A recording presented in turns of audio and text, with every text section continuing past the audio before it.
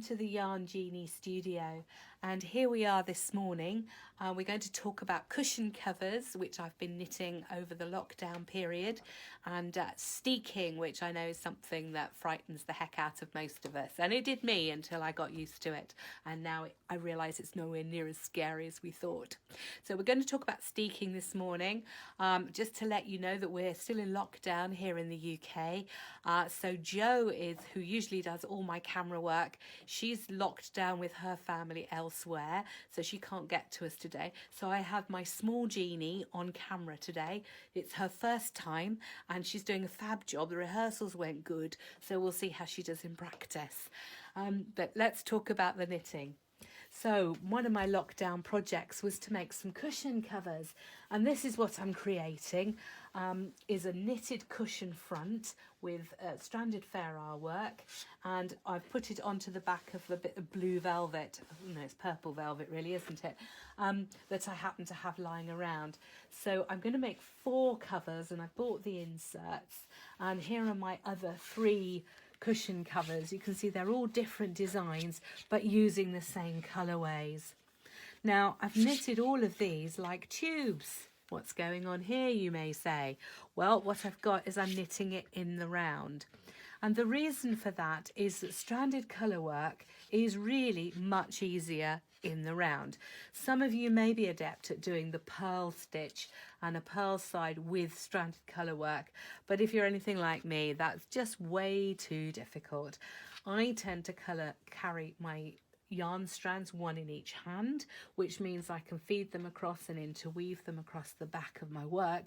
That all works fine, but when I try to get to a purl stitch, it goes horribly wrong. So we're really not going to do that.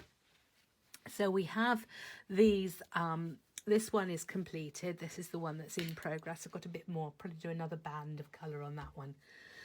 But here we've got one that's already finished. I finished the knitting, and I'm going to steek it. That means I've knitted it in the round, and at the end of the round I've done 5 extra stitches, which is for the steek being the bit that we're going to cut.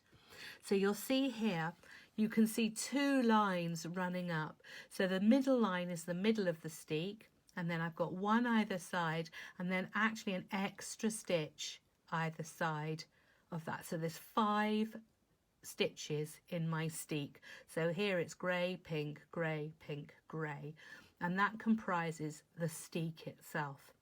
What we're going to do is we're going to secure the stitches along this slightly different coloured line, and then we're going to cut down the middle stitch. So that's what we're going to do this morning. I'm going to show you how to cut this, make this into a lovely piece of flat knit work, which we can then mount onto a cushion back and make these beautiful cushions. So here we're going to secure the steek with a row of stitches from my trusty sewing machine. I find this a very easy way to do it. If you don't have a sewing machine, then you can do it by crocheting a chain of yarn through the column of stitches. But I do find the sewing machine to be a nice easy way to do it. Now what I'm going to do first of all is I'm just going to comb all of these loose ends. You see here are my, you see in there inside are all of the tail ends. These are all the ends of my colour changes. Now none of these are sewn in, and one of the great things about steeking is I have no intention of sewing them all in. I'm going to save myself all that work. So what I'm doing here is I'm just moving them all across to one side. I'm going to secure this right hand side of the steek first. So I'm pushing all the tails to the left, so they're actually going to get trapped down the middle of the steek. I'll show you that when we're done, and you'll get the idea of it. So let's put it into the sewing machine. We want to make sure that it starts right at the edge, and I'm going to go forward and back to start with, just to make sure it's secured right to the very edge of my knitting. Excuse the noise, but we'll have a little go at this. Oops. Back and forward, and there we go. You can see how I'm following the line. Now of course I want to be very careful that I don't catch any of this other side of the fabric underneath. So we're going to go, I'm going to go about halfway, and then I'm going to turn and come back.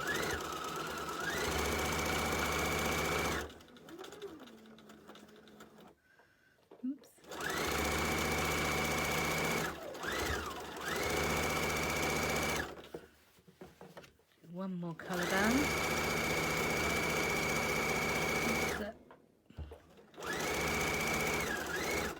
Now, I'm going to stop that, and what I'm going to do now is I'm going to turn and come back again rather than trying to get to the end of what's actually quite a long thin tube, because I'm really trying to keep this second part of the cushion cover out of the way of my stitching. And then when I come back, I'm going to come back just slightly on the outside of this line. I don't know if we get in there closely, you can just see the line of stitching down the middle, and I want to come back just half a stitch over so we get two lines that are securing this stitching.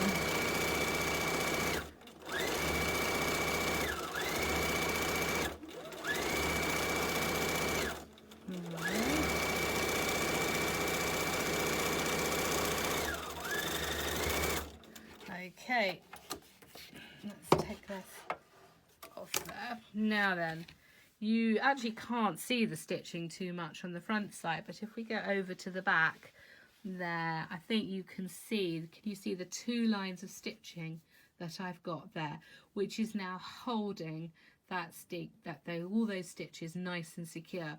And here are my yarn tails. Now of course I'm going to now come across and stitch this side of the yarn tails, and you'll see how they will be caught nicely in the middle. That's the ideal. If they do get caught in your line of stitching though, just don't worry about it. It doesn't matter at all. You can just cut them off. They will be nice and secure. So the lovely advantage of doing this kind of steeking work is no ends to weave in, and we can all cheer about that, can't we? So I'm going to go away and just do all the rest of the sewing up, and then I'll show you where I've got to, and we can embark on the cutting. We will use scissors. So we have now completed all the sewing. So I think if we come in close here, you can just about see some of the stitches. But essentially I sewed from each end. I sewed all the way down to the middle and then back again, and then in this side all the way down to the middle and back again, and this one to the middle and back, and this one to the middle and back. So 4 bits of sewing to be done. That was only because it's a long tube and I really couldn't feed it all the way through my sewing machine with enough accuracy. But we can't see too well the lines of stitching going on here, so we're going to have a check from the back. So if we turn this inside out, we can have a look here, and it's really good to check this at this point, is we're checking that we've got 2 lines that are all continuous all the way down, and you can see my ends are all caught nicely in the middle, apart from this bit that got a bit caught up there. It doesn't matter at all, don't worry about it, but it's perfect if they can get caught in the middle. And again, it doesn't really matter if the lines wander a little bit, or even if they get very close together. That's not important. What is important is that you have continuous lines of stitching that go all the way to the ends. So having just checked it and been happy with it, we can now take our scissors to our knitting. Now you can cut it from the back or from the front. It's really up to you. Personally, I do like to cut it from the front because I like to cut it exactly down my centre line. But really, you could also cut it from the back where you can see your 2 lines of stitching. Now, this is this handy piece of card. What I'm going to do here is I'm going to slide that in down the middle of my knitting. And this is in order to protect the underneath side when I get the scissors out, because let's face it, we all get really nervous when anybody comes anywhere near our knitting with sharp points, and quite rightly too. So I'm going to take my nice sharp dressmaking scissors, and I'm going to find the very center line, and I'm having a little cut, and here we go. And you know what, it's really not that scary. It cuts, and we know that our lines are nice and secure. And if we cut nice and gently down the middle here, and go all the way down,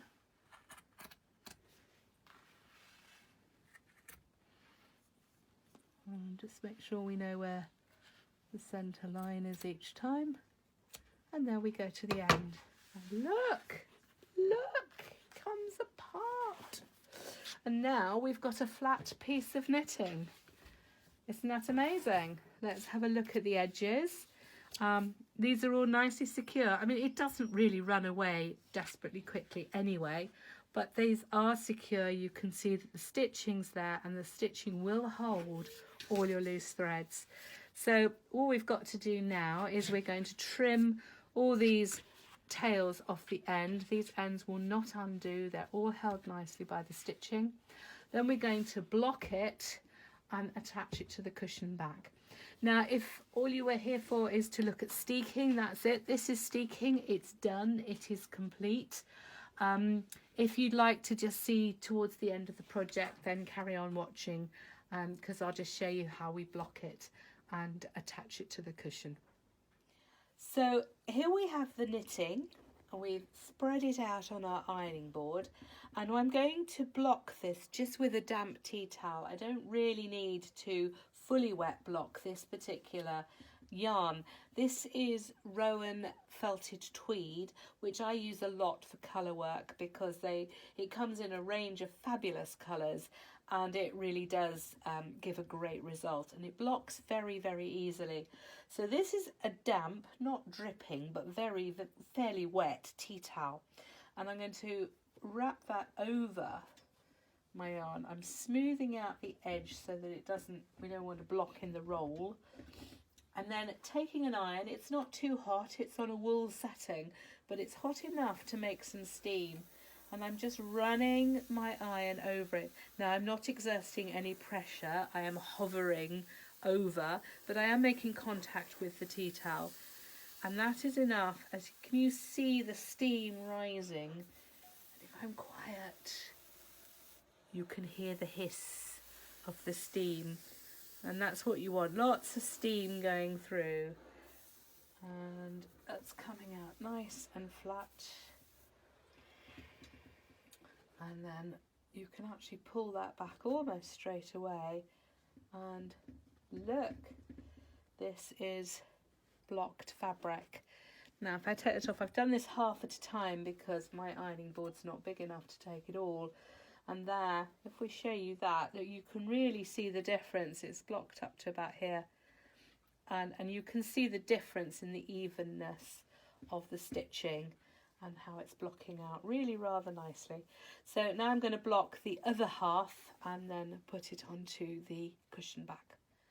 So we've blocked out the knitting, and you can see it's now nice and flat. I cut a piece of fabric which was an inch bigger all the way around than my knitting, or at least the size of my cushion cover. And then I pinned it on, and I've sewn it all the way around, again on the sewing machine. So I've sewn it all the way down the bottom and across each side here. And then on this edge, I've left it open. So I've sewn about 3 inches either side, and then left a big opening. Of course, make sure that you do right sides together. That's hugely important. And when you're done, do trim the corners of your backing fabric, particularly if it's stiff or heavy backing fabric like this velvet is. I would suggest you don't trim your knitting. We're not going to cut it anymore. So just carefully pull your knitting away from the backing and then just take the corners off. This of course reduces the bulk when you turn it inside out and will make it fit better. And then we can actually turn our fabric, our cushion cover, inside out. And what you want to do is just poke with your finger, just push out each corner. They won't go completely pointy, which we don't really want anyway. Just sort of a nice rounded corner. We see that? And you want to do that to each of the 4 corners. There we go. And last one down here. And there you've got your cushion cover. We do have an opening to put our cushion inside. So we're going to take our cushion insert. These were bought off the internet. You can buy them in whatever sizes you want. And then we're just going to gently push that inside our cover. So we've got our insert inside our cushion cover, and the final thing to do is to sew up this top opening. I'm going to use the time-honoured mattress stitch, which is well beloved of all of us knitters, because making up, we would always do that with a mattress stitch on our sewing.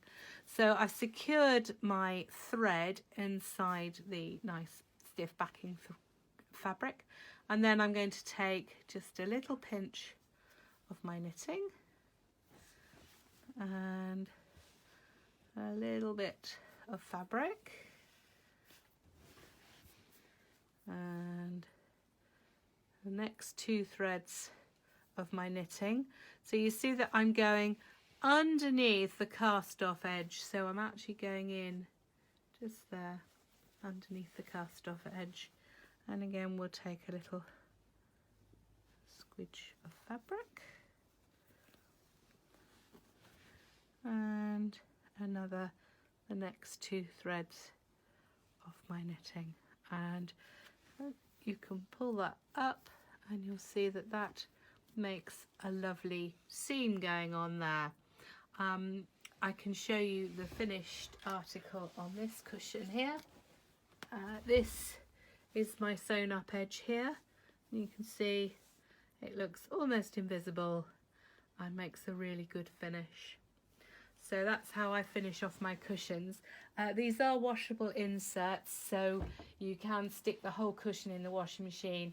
I think given the knitted nature of the one side of it, I would be very nervous about putting this anywhere near a washing machine. So I rather feel that if my cushions get dirty, they'll be sponge cleaned, and I trust that will all be fine. So there we go. This is how to make cushion covers. Once that's sewn up, that'll be the second in my collection, and I've got another 2 to go, so I think they'll look fabulous on my sofa.